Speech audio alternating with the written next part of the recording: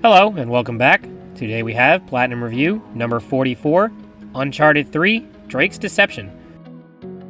Uncharted 3, Drake's Deception is a third-person action-adventure game and the sequel to Uncharted 2, Among Thieves. Originally released in 2011 for the PlayStation 3, Drake's Deception was remastered in 2015 as part of the Nathan Drake collection for the PlayStation 4, and it is this version that I played. The game was published by Sony Computer Entertainment and developed by, as I stated previously, one of my favorite game developers of all time, Naughty Dog. The dreamers of the day are dangerous men, for they may act their dream with open eyes to make it possible. This I did.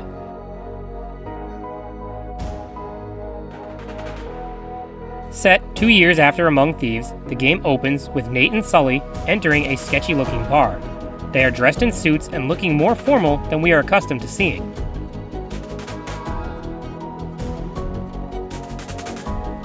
They are motioned to a back office where they are frisked for weapons before beginning a negotiation with Mr. Talbot. Enjoying yourself, pal? I hear you're a comedian. Nice warm welcome. Both clean. My apologies. One can't be too careful. I'm guessing you're Talbot? Mr. Sullivan and Mr. Drake. That's right.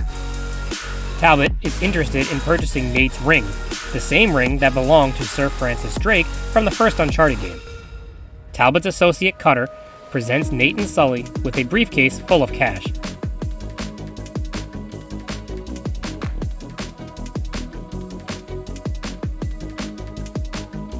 Everything seems to be in order at first, as Talbot authenticates the ring. But upon further inspection of the cash, Nate realizes that it is counterfeit.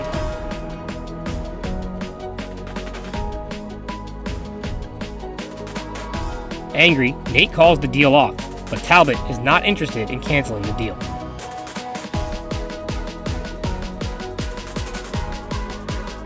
A brawl ensues, and Talbot walks away, leaving Nate and Sully to fight off his henchmen. Unarmed, the player is introduced to the new, slightly modified hand-to-hand combat system. Nate has the same basic strikes as previous entries, but he can now counter and grapple. This is somewhat similar to the Arkham games, as you must time the counter and strikes properly to take down foes, and the prompts will not be available on the harder difficulties. Nate will also seamlessly use weapons and environmental objects in the flow of combat. The first few minutes of the game had more hand-to-hand fights than the previous entries had throughout the entire game. This was a nice change of pace in addition to the game, as it wasn't gimmicky and felt like a natural flow for circumstances when Nate is unarmed.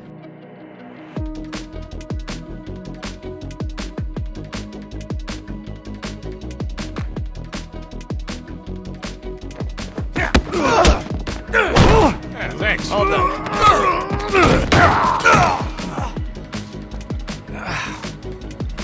Man, that's nasty. Come on. Now just give me a second there, mate. I'll be right with you. After fighting several men at once, the brawling ends when Nate finally takes out the largest man in the group via the dirty bathroom toilet.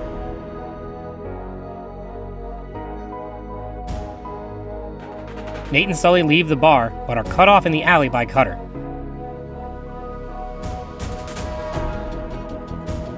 The group beat Nate and Sully, leaving them lying in the trash, as Talbot pulls up with an unknown woman.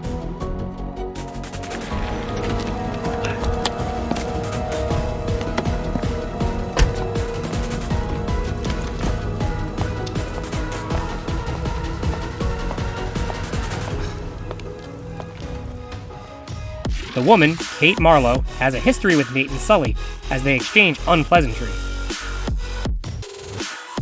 Not very dignified for a man of your age. Should have known you'd be behind this. Oh, careful now. Wouldn't want you to melt. Same cocky little shit. Marlowe takes the ring and intends to leave them in the gutter. But an irrational Cutter shoots both Nate and Sully. Irate, Marlowe drives off, and the game fades into a flashback.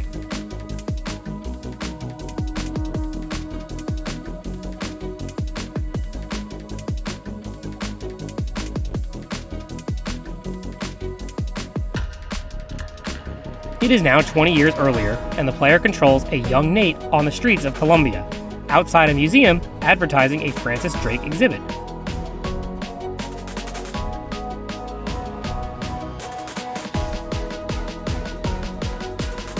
He enters the museum and looks around before spotting a display case with a ring inside. He jots down some information in his notebook and watches as a man also seems to have an interest in the same display. The man nonchalantly inserts a key into the case and walks away.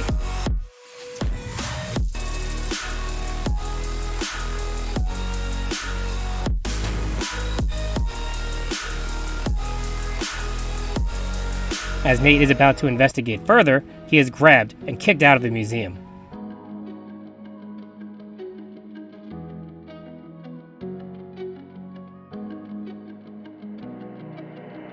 Now on the streets, he spots the man in the distance and decides to follow him. Nate continues to track him throughout the town until the man, who by now is clearly a younger Sully, stops and talks to a female who appears to be a younger Marlowe. Nate casually walks up behind Sully and pickpockets his wallet. Inside is a key to the museum display case. However, Nate barely makes it a block or two before Sully cuts him off, revealing that he allowed Nate to steal from him.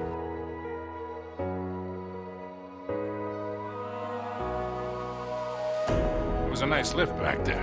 You're pretty good. I don't know what you're talking about, old man. Hey, don't call me that. Your technique is really sloppy, though. You're telegraphing all your moves. You're crazy. Yeah? You've been tailing me all over town. Probably figured me for an easy mark. But you picked the wrong guy, pal. Nate returns the wallet and runs off, but not before sneakily removing the key from the wallet.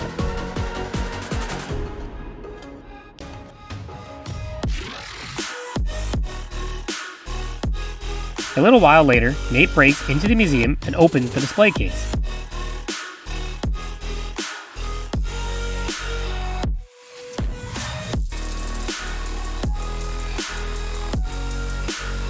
He takes the ring and inserts it into the nearby astrolab.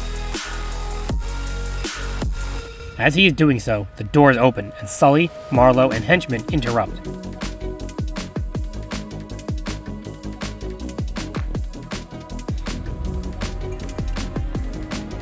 Now, the ring.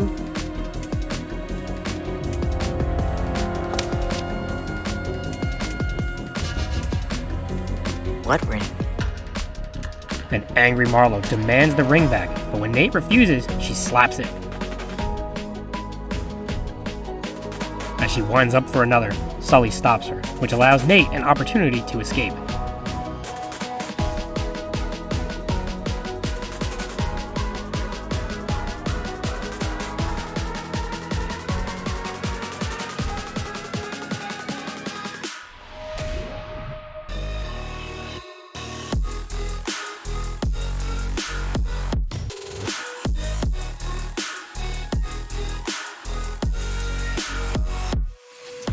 Running and jumping across rooftops, Nate nearly makes it away until one henchman catches up to him.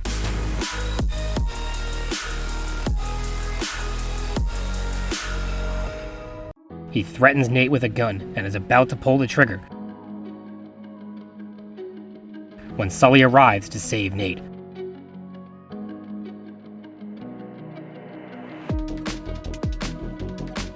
Afterwards, Sully and Nate sit down together and get to know one another. Nate tells how he is a descendant of Sir Francis Drake, so he is just reclaiming what is rightfully his.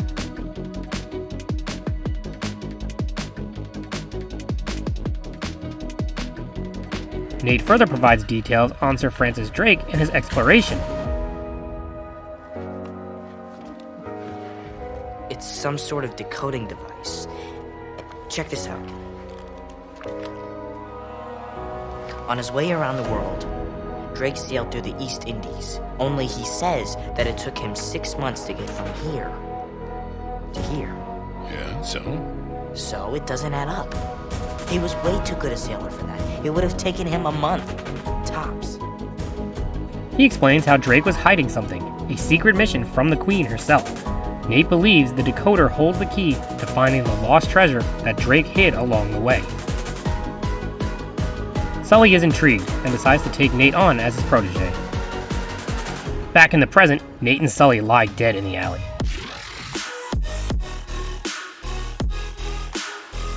That is until Marlowe and Talbot drive away, revealing that the whole thing was a ruse, and they are working together with Cutter. Hell out of here.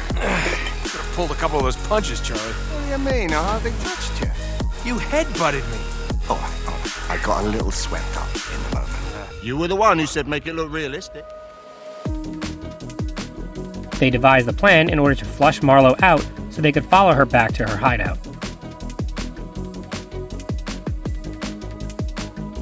Together, with the help of their getaway driver and familiar ally Chloe, they track Marlowe to a dark and desolate building. Looks like hell spit you two back out. It was a thing of beauty, Chloe. I went off without a hitch. You're unusually quiet. What's up your bum? Oh, well, Charlie seemed to enjoy himself a little bit too much for my taste. Nate sneaks inside, but the building is completely empty.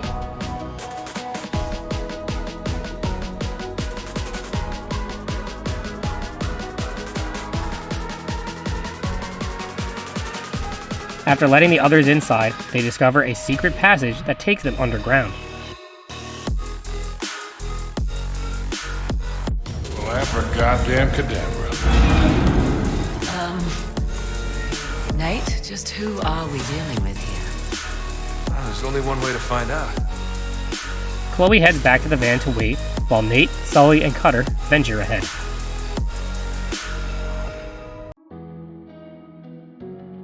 The secret passage connects to old service tunnels, which lead them into an underground library. They spot Marlowe and Talbot with the decoding device and ring.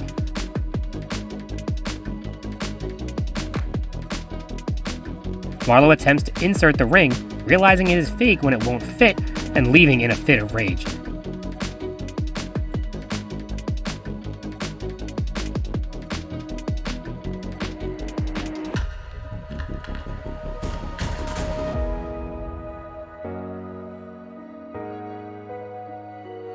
Nate further infiltrates, and the player is introduced to stealth mechanics and attacks from above.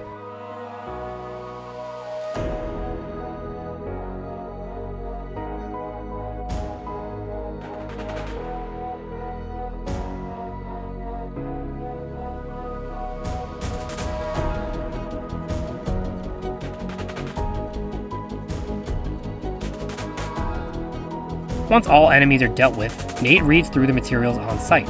He discovers a book that once belonged to Lawrence of Arabia.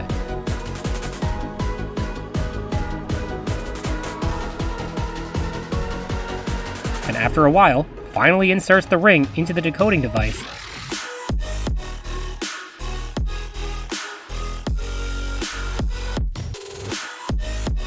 Using it, Nate reveals a message, the Golden Hind, which was the name of Drake's ship.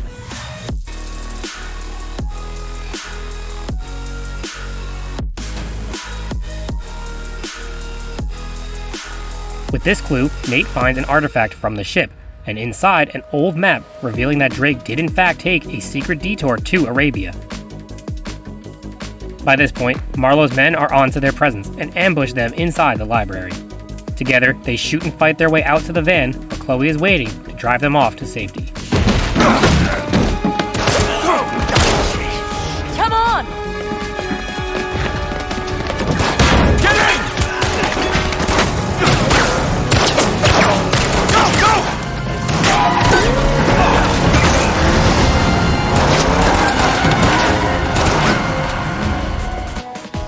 Back at their safe house, Nate, Sully, Chloe, and Cutter discuss their next options.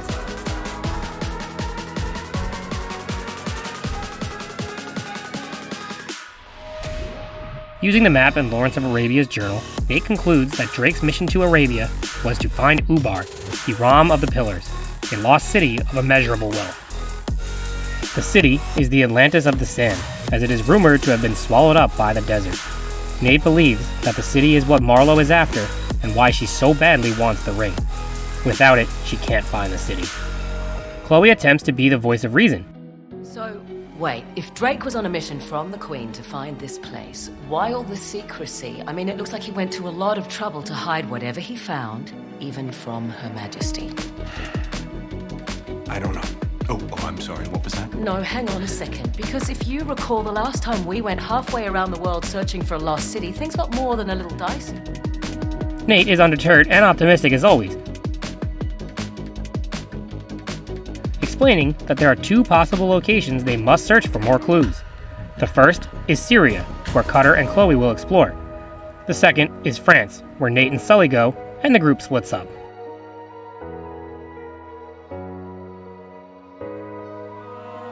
The game then follows Nate and Sully as they drive through the woods of eastern France.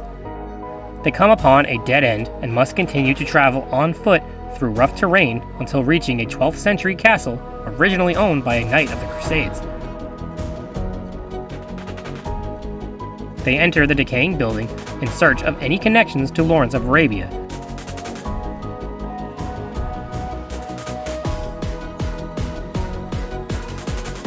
But instead, Nate finds the dead body of one of Talbot's men.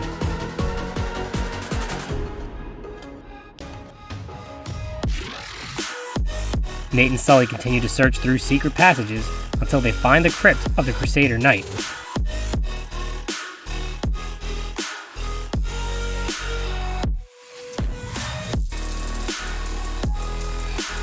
Inside the tomb, they find an old Yemen amulet with a strange inscription. Unfortunately, the amulet only contains half of the secret message. Nate hopes Chloe and Cutter find the other half in Syria. Satisfied with what they have found, Nate and Sully leave the crypt, but are confronted by Talbot.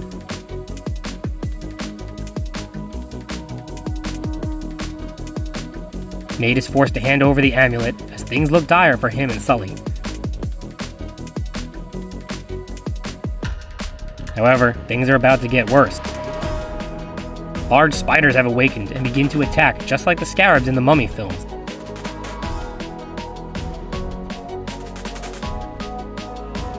Only the light of Sully's torch keeps them at bay, but the flame is going out.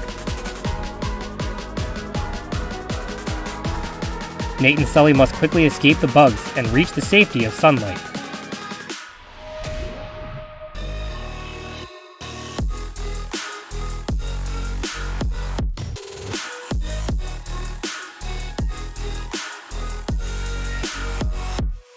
Despite being free of the spiders, they are not free of the castle yet.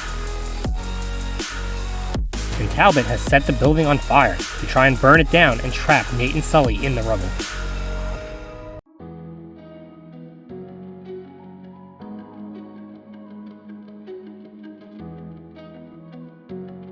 They must fight through many enemies while avoiding the raging fire and falling debris.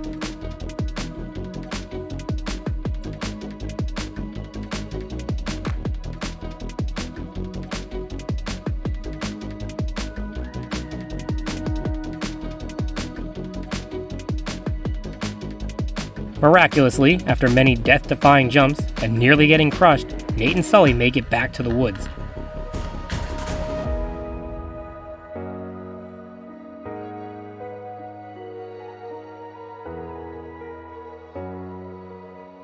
Fortunately, Talbot doesn't realize they escaped and believes they perished in the fire. Nate and Sully argue over continuing their pursuit of Talbot, as Nate seems to be trying to prove something to himself that is making him reckless. No. If you're gearing up for one of your "I'm too old for this" speeches, spare me. Nate, these guys are playing for keeps. Yeah? So? What, you're just gonna roll over for them now? Nobody's talking about rolling over. Then quit acting like you're ready to lay down and die, all right? Listen, I've had you back for 20 years. I'm not going anywhere, obviously. I just want to make sure we're doing this for the right reasons. You got your pride all tangled up in this thing. It's making you reckless. I taught you better than that. to get yourself killed. Oh, damn. Before things can escalate, they realize that if they were followed, then most likely so were Chloe and Cutter. Concerned, they head for Syria in hopes they are not too late.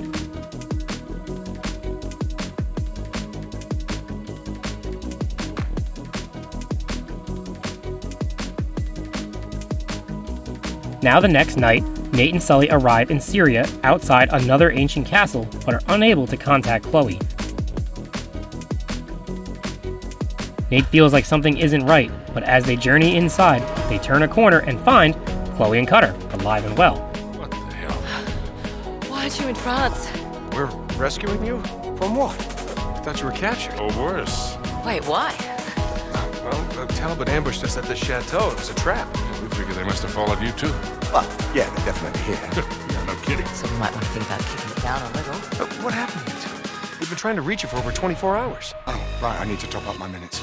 You're using a prepaid phone? Mate, those contracts are a complete rip-off. What? Mine's broken. Again? No, just forget all that. It turns out Cutter didn't pay his phone bill, and Chloe's phone is broken. Cutter makes up for it, though, by showing Nate what he has found.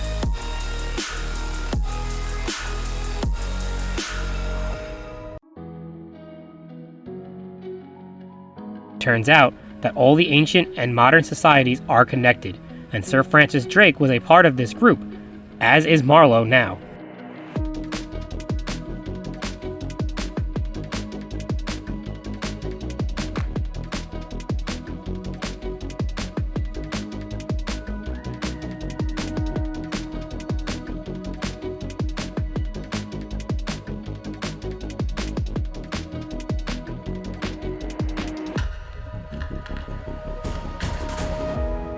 Not only that, but he has found a clue.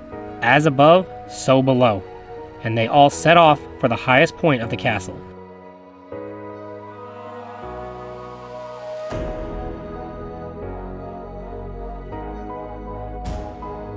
As they continue to search for the secret entrance to the crypt, Cutter is hit with a dart that Talbot has fired.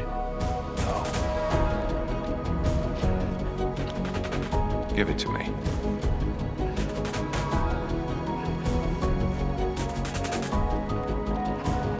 Good. Now the journal.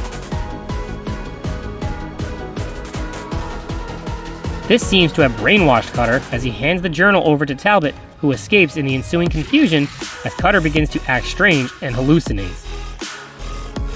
Don't trust Drake.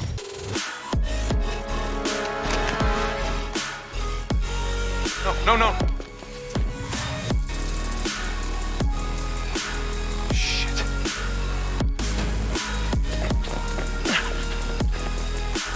Right here. Well, we gotta move now, okay? Don't touch me.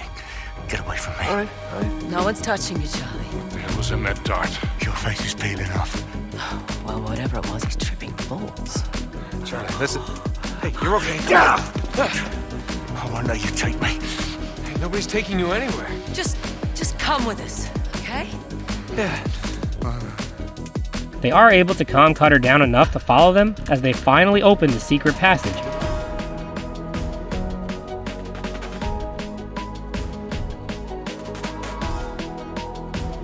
But this doesn't last long. Inside, Cutter aggressively attacks Nate, who must reluctantly fight back. Cutter overpowers him and is about to kill him when Chloe is able to get him to stop. Charlie? Charlie? No! Get back! Don't! Charlie, you're killing Nate. Okay, you gotta listen to me. You are killing Nate. Charlie?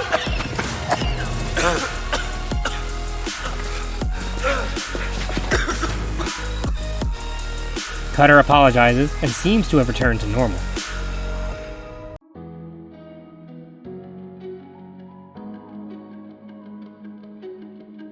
From here, they work together again to puzzle solve their way to another knight's tomb. Inside, they find the other half of the amulet and combine it with the first inscription that Nate wrote down before Talbot stole it. Nate now knows exactly where to go in Yemen, so they leave the crypt. However, they are once again ambushed by Talbot.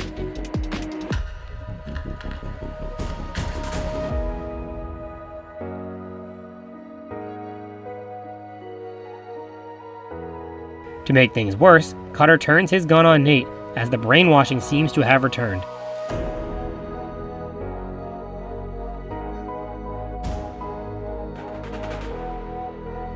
It turns out that this was just a ruse that Cutter planned to help them escape.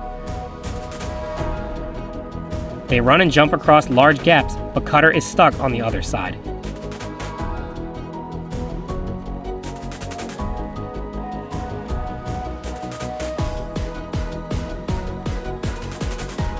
Talbot beats him and takes the other half of the amulet as Marlowe arrives.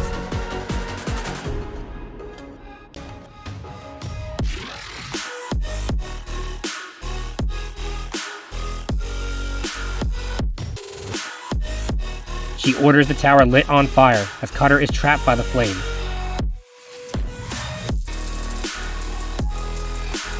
Desperate, he jumps off, breaking his leg on the ground below.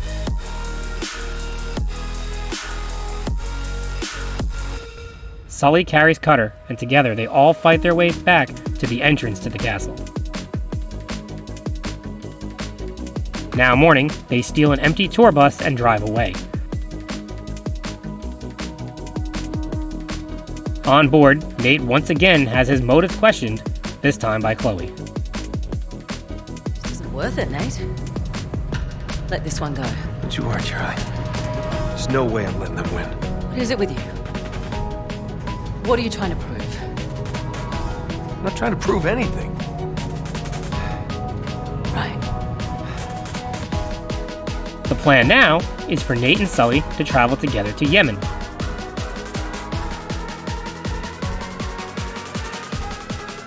They need help entering, and Sully knows just who to ask, but Nate is reluctant.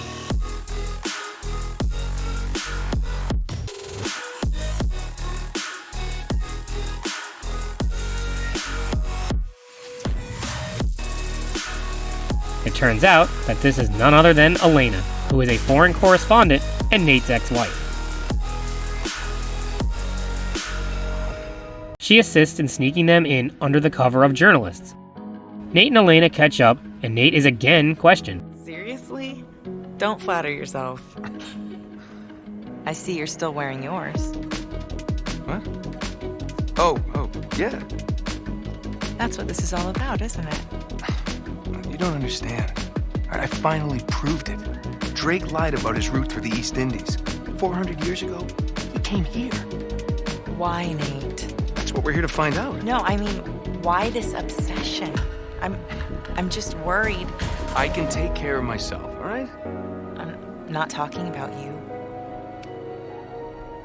What, Sully?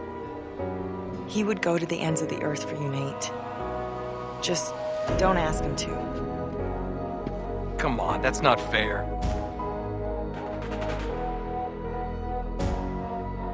They reach the city and travel with Elena as their guide.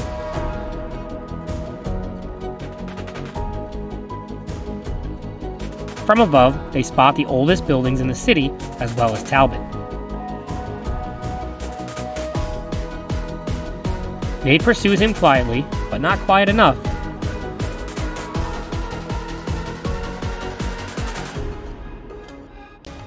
Talbot runs away while Nate must fight off his henchmen hand-to-hand in the market.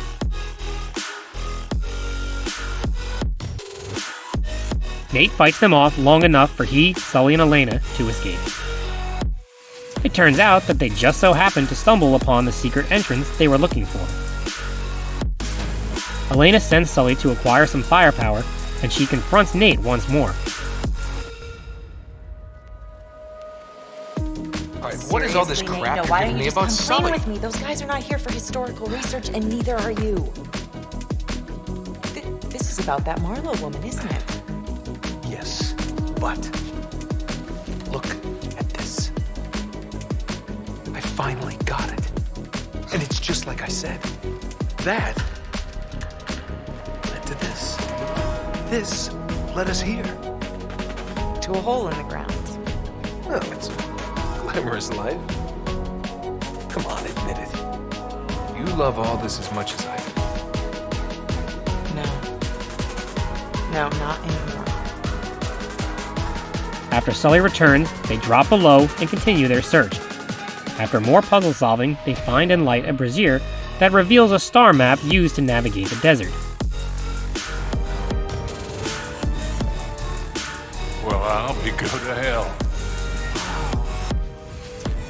As above, so below. Sully, this is some kind of celestial map. Doing so brought to the surface more spiders.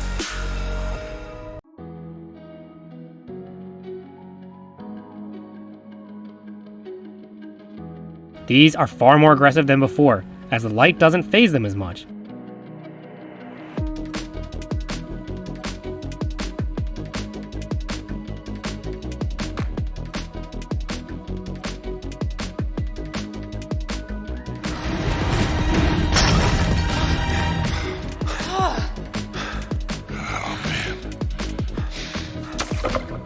More than enough of those damn things.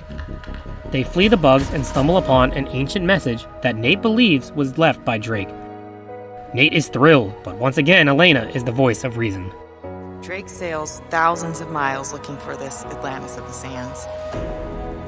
And when he gets this far, what he finds here is enough to make him turn around, sail home, and hide all evidence of his voyage. Right. But you're gonna keep going, aren't you? Yeah? Listen, you've won, okay? You've outsmarted her. You know where to find the city, and Marlowe doesn't.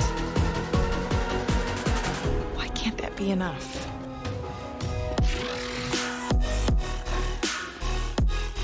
As they go to leave, they are, as always, ambushed and must fight their way out. Now back on the streets, Nate is hit with the same dart that Cutter was hit with earlier. He begs Sully and Elena to run as he begins to hallucinate.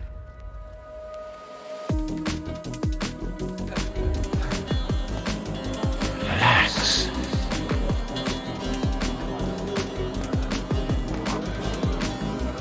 Trust me. Sorry. Eventually, Nate wakes up at a table with Marlowe in front of him holding Drake's ring.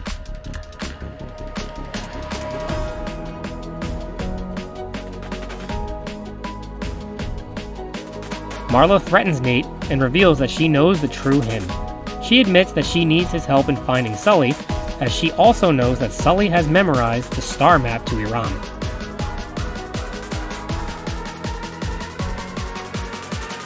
What do you want from me? Well, as much as it pains me to admit it, I need your help to find Victor Sullivan. Right. We already know he has the coordinates to find Iran. Marlowe continues to attempt to manipulate Nate. But as she does, Talbot informs her that Sully has been spotted and Nate's services are no longer required.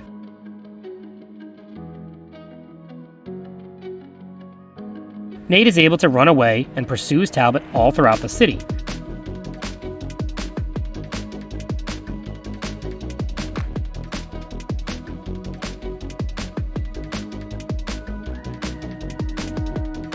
He is finally able to catch up to him and fight him hand to hand.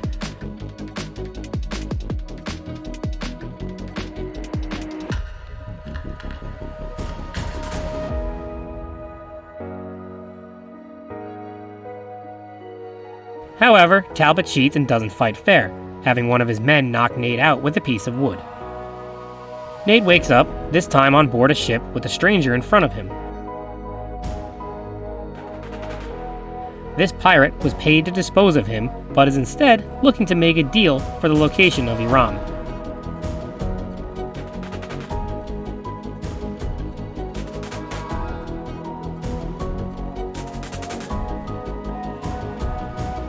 Nate refuses, so the man leaves and his men attack Nate, revealing that they also have Sully prisoner.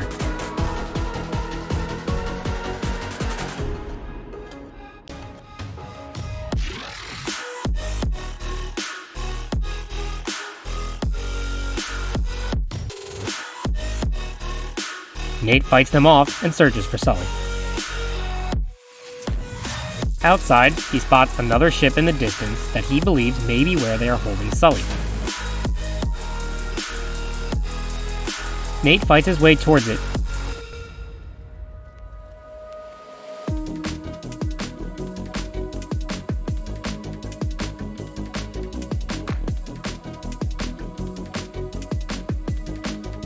He makes it on board and makes his way deeper into the ship, where he spots a man tied up in the back of the room. It turns out, though, that this was just a trap, and the pirates never had Sully to begin with. Nate fights them off as the ship begins to fill with water and sink.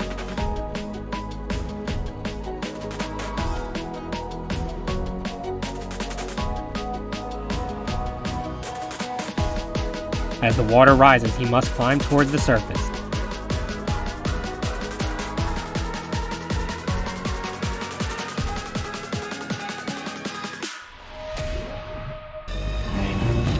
Get out of this aquarium. Try to move! Yeah! See you in hell, Habibi!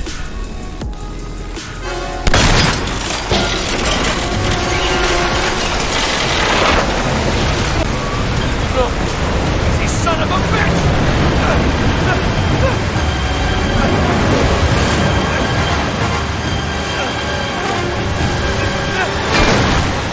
Despite a massive breach and rush of water, Nate is miraculously able to reach the top and jump out into the ocean. In the morning, Nate awakes in the desert just outside a city. Luckily, this was the same city as before, and he makes his way back to Elena. Anything changes? Oh my god. I gotta go. Nate! Elena informs him that Sully is indeed captured and is part of a convoy that is making its way through the desert, but they already have a 2-day head start. Not to worry though, as she has a plan. A nearby cargo ship is going to be making a supply drop for the convoy so they can catch up if they get on board the plane.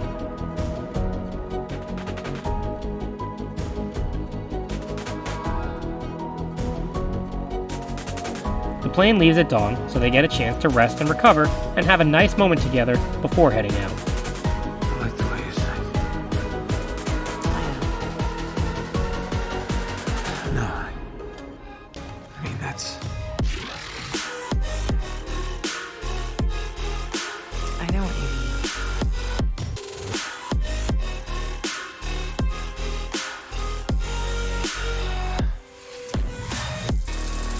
I'm sorry. I know. Nate and Elena make their way through the heavily guarded airfield towards the cargo plane. As the plane is preparing to take off, Nate and Elena reluctantly split up, and Nate ventures on alone.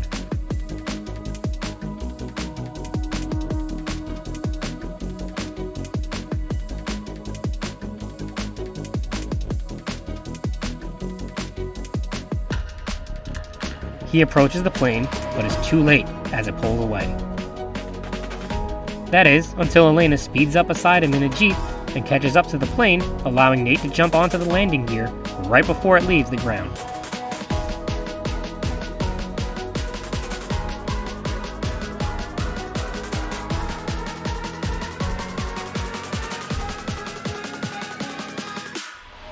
After a little while, Nate makes his way to the front of the plane, but is caught and attacked.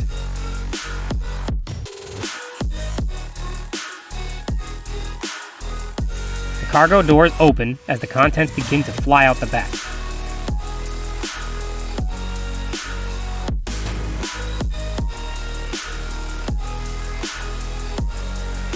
The ensuing gunfire and wreckage begins to take the plane down as Nate is knocked backwards into the air and lands in the middle of the giant desert.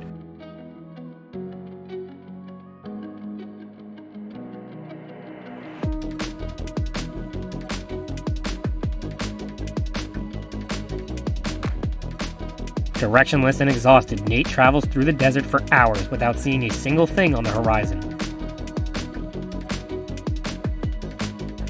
Eventually, he spots a well, but it is empty inside.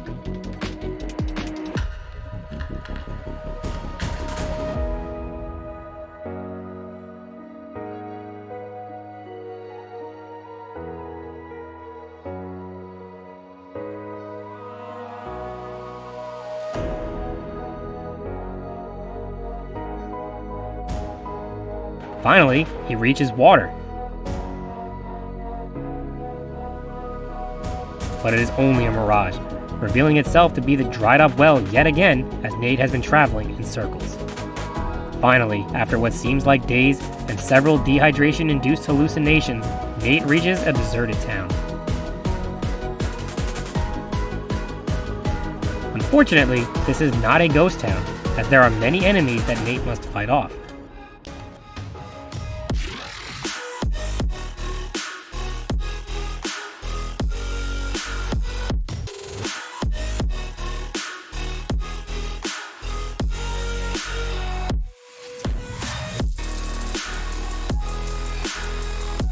After many intense battles, he is saved by several men on horseback, and they escape back into the desert. Here, Nate's savior introduces himself as Salim, and they agree to work together to reach and take out the convoy before they reach Iram. At dawn, they ride after the convoy.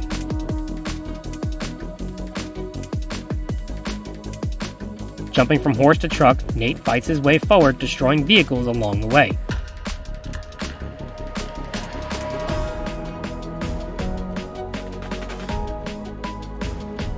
At the front, Nate and Salim are able to rescue Sully before the final truck crashes and slides off the cliffside.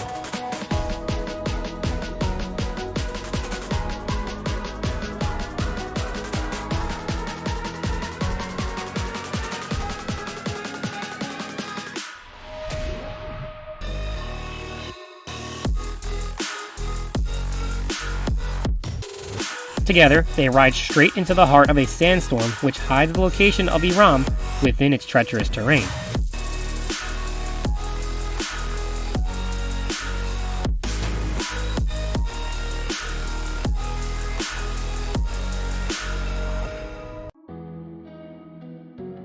Separated from Salim, Nate and Sully venture alone until they reach and open the gates to the beautiful city.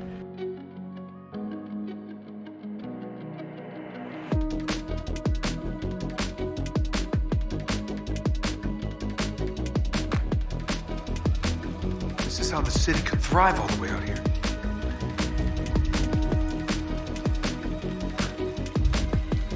The whole place must be fed by an underground spring. Exhausted, Nate drinks from a nearby fountain that still runs clean.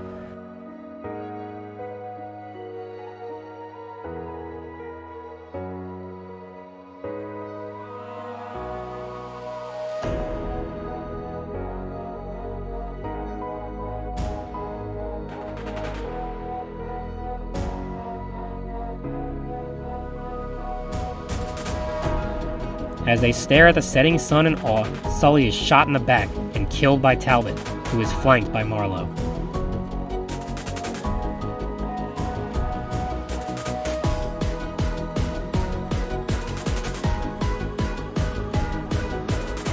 Enraged, Nate chases after them through the city as he begins to experience hallucinations once again.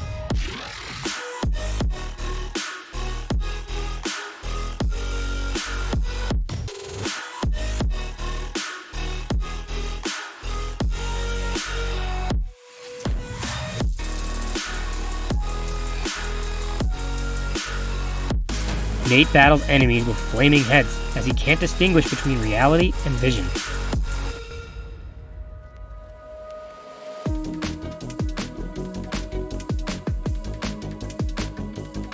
Eventually, the effects wear off, and Nate encounters Sully, his death having been a hallucination.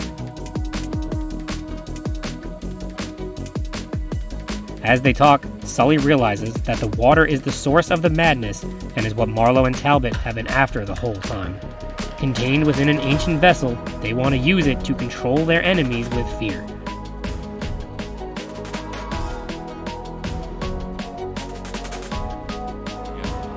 Listen, just bear with me for a second. Celine told me that Aram was cursed when Solomon imprisoned the evil spirits of the jinn inside a vessel of brass and then cast it into the depths of the sea. A genie in a bottle. I know it. Sounds pretty crazy. Nate realizes the mission from the Queen bestowed upon Sir Francis Drake was to retrieve this power of control, and once he realized what he was looking for, lied to her and abandoned the mission.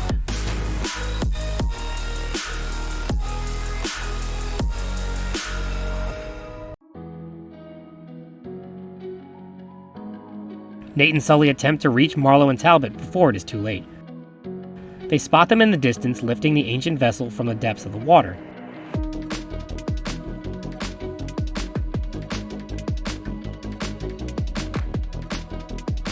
They are seen and fight until Nate is able to shoot the rope, dropping the vessel back to the bottom of the sea. Sully! No!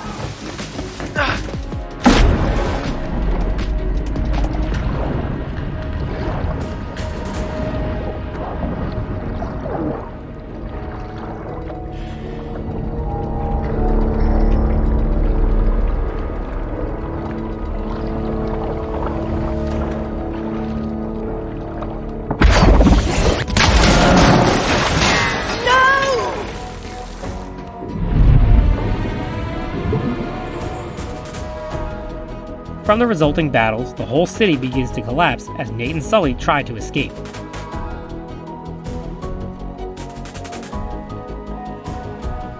During the chaos, they encounter Marlowe and Talbot once more.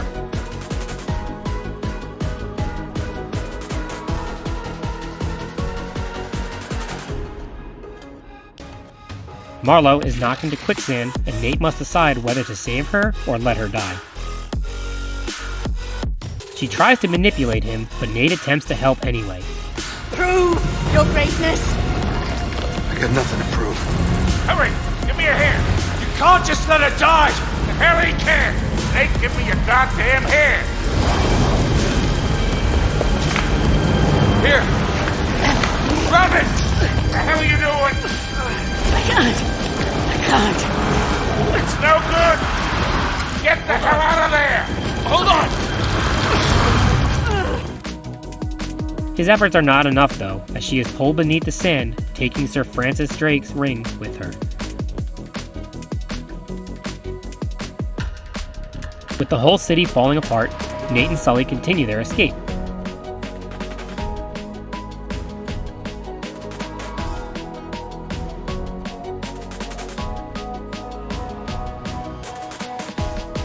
Nearing an exit, Nate is tackled by Talbot, and the two finally battle one-on-one.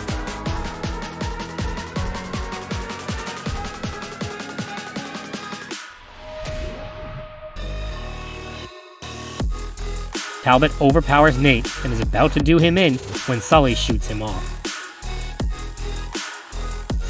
The structures crumble as Talbot recovers and is about to bash Sully with a rock when it's Nate's turn to save him.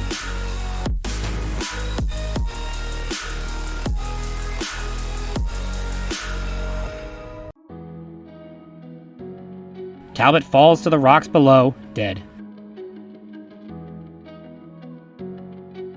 Nate and Sully escape the city, just as Salim returns to carry them away.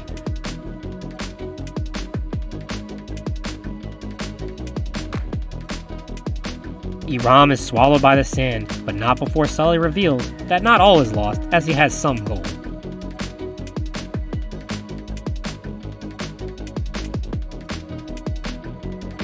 Now at the airport, Sully has a heart-to-heart talk with Nate.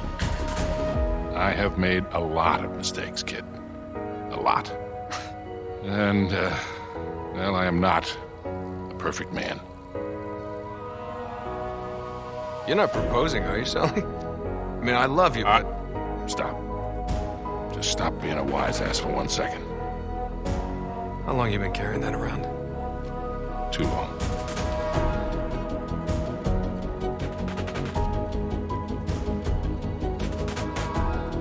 Thought I'd lost it. Here's the thing, kid. We don't get to choose how we start in this life. Real greatness is what you do with the hand you're dealt.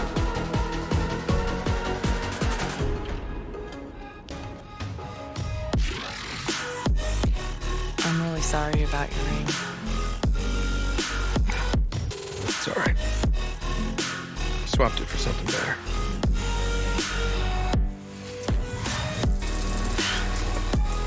Nate and Elena reconcile, and the three walk together, side by side, and the game ends.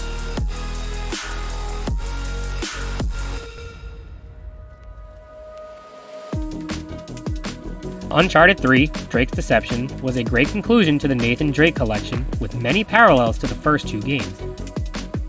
As usual, the game has several different difficulty settings, with crushing being the most difficult needed for trophy purposes.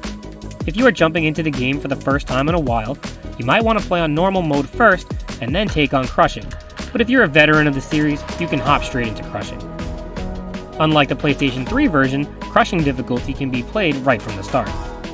On that note, welcome back Rage and Frustration. Similar to Drake's Fortune, but unlike Among Thieves, crushing difficulty this time was extremely hard. The lines of sight were not too terrible like in the first game, but I found myself dying extremely fast, especially in the chapters on the water. The enemies would flank you quickly and stealthily, where you would never see your death coming. You would often die before you even spotted an enemy, and restarting encounters resulted in a slightly different experience each time, as the enemies do not behave in preset ways.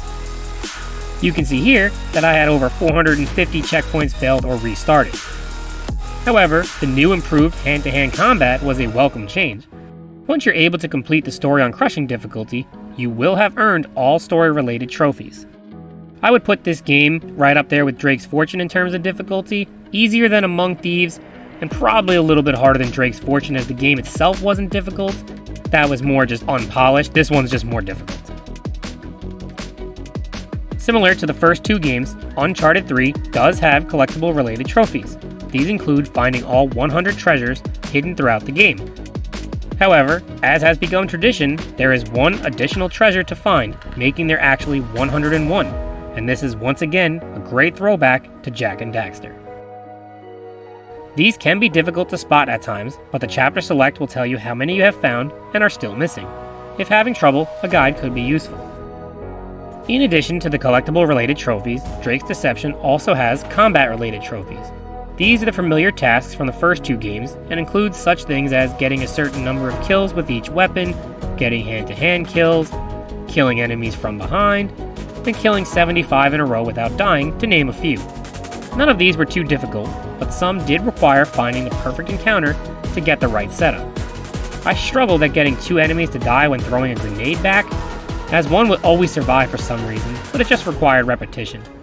Once you find a great encounter, you can just restart checkpoints to achieve the corresponding trophies. However, this does not work for streak trophies. The only way to keep a streak alive in this manner is to find a good encounter, get a couple kills, save your game, and reload. Otherwise, just play on easy difficulty. The next section of trophies are speedrun related. Drake's Deception has both a full game and single chapter speedrun option. There are 3 chapters that must be completed in a specific amount of time for a trophy. Just select a single chapter run on easy, and these were a breeze. All that is left for the platinum at this point is to swim in the pool on the cruise ship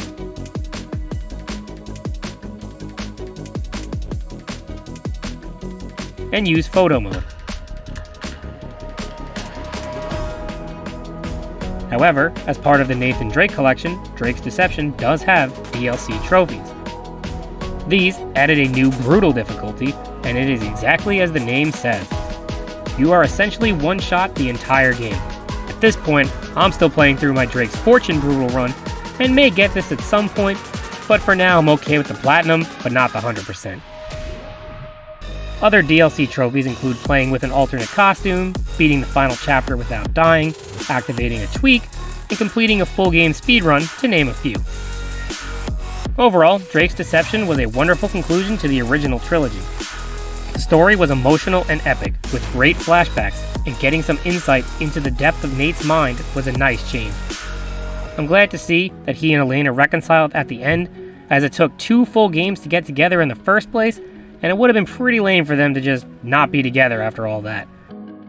I recommend this game, and going for the platinum, for anyone that is a fan of the series, or if you just enjoy third-person action-adventure games. Thank you for watching, and I will see you next time for Platinum Review number 45.